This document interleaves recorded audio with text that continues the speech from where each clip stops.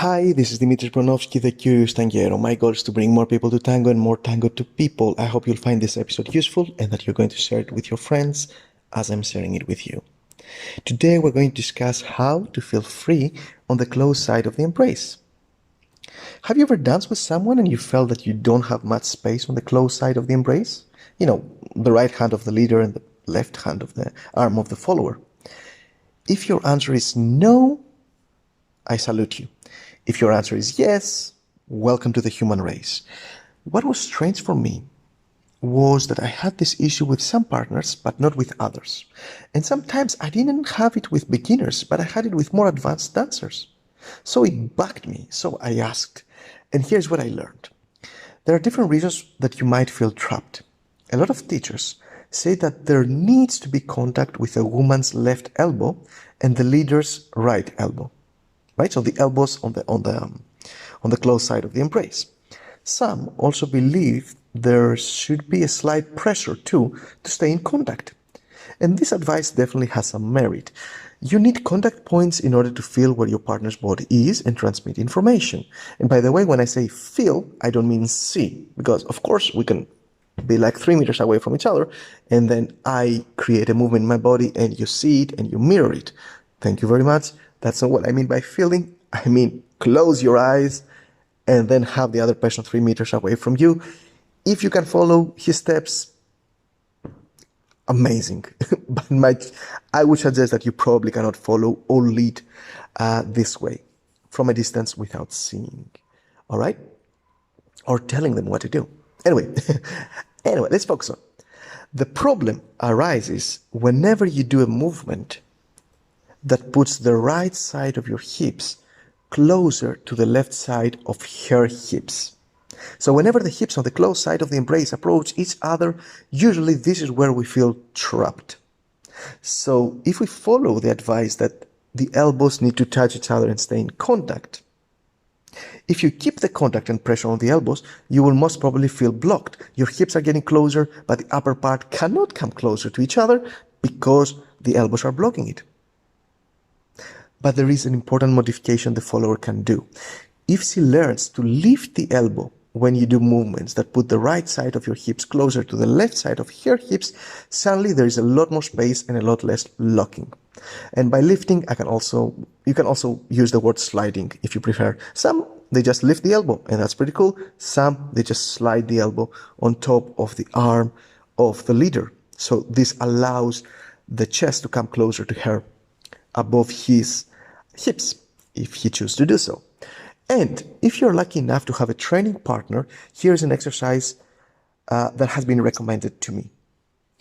Ask her to put her left arm under your right arm. This will force her to feel when she's unconsciously putting pressure down and when she's using you as your balance stick.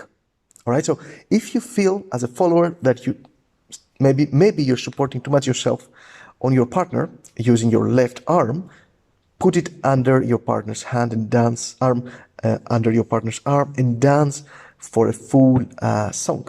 See what happens, right? During this exercise, your elbows need to move at the same time, so they look like they depend on each other, but they don't, all right? So do that too. Now, if you are an advanced leader, I have another tip that we need to keep in mind as leaders. We need to be aware of the emotional state we induce to our partners. This defines in many ways how good their experience is.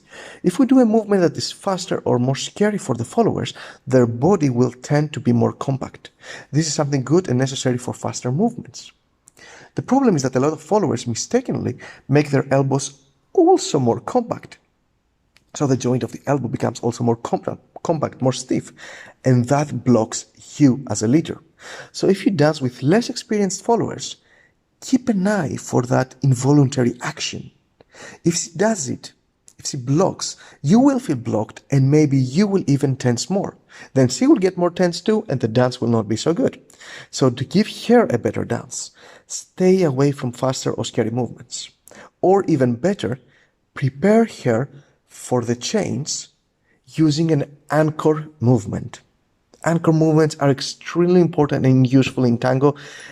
And by the way, if you don't know what the anchor movements are, Make sure to join the Curious Tanguero newsletter at thecurioustanguero.com. You are going to receive one email explaining that.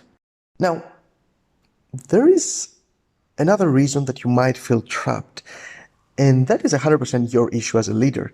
I had and still have a bit the same issue.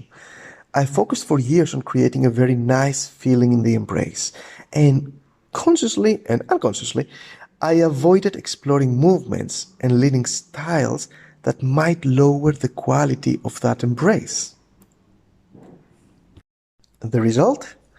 I ended up leading more from the right side of the embrace, creating a lack of symmetry when it comes to the information my partners receive from my left and my right side versus my right side. So I was communicating a lot more from the right, so if anything felt weird on that side, my whole dance felt blocked. I'm now putting more focus on leading from my left side, using my left shoulder blade more as well. This allows me to create a lot easier changes of dynamics. Now, let me be clear, I'm not trying to lead more from my left side than my right side. Just because I used to lead a lot more from my right side, now I have to compensate and overdo it a little bit on my left side so I can basically balance it out. Okay? I share about this process more in the newsletter. So if you enjoy what you learned in this episode, please don't keep it to yourself. The best thing you can do is share it with your friends. You will be helping them, you'll be helping me. The second best thing you can do is to visit thecurioustanguero.com/Argentine Tango. There you'll find a list of free and paid resources to help you improve and enjoy your tango. I'm updating the website very often with new stuff, so make sure to revisit it every once in a while. thecurioustanguero.com/Argentine Tango. Thank you for listening. Enjoy your tango.